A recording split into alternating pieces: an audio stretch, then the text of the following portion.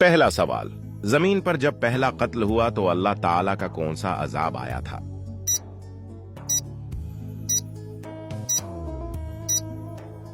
सही जवाब है जलजला। अगला सवाल, क्या आपको पता है किस दिन मगरिब की नमाज वक्त पर पढ़ना गुनाह है?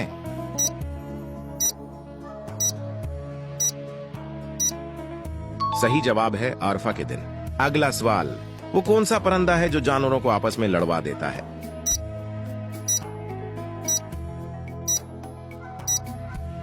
सही जवाब है कौवा। अगला सवाल, दही में कौन सी चीज मिलाकर खाने वाला इंसान 70 साल तक बूढ़ा नहीं होता?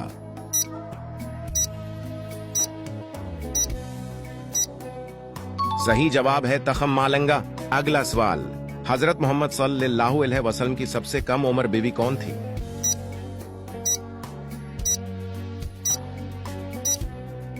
इसका जवाब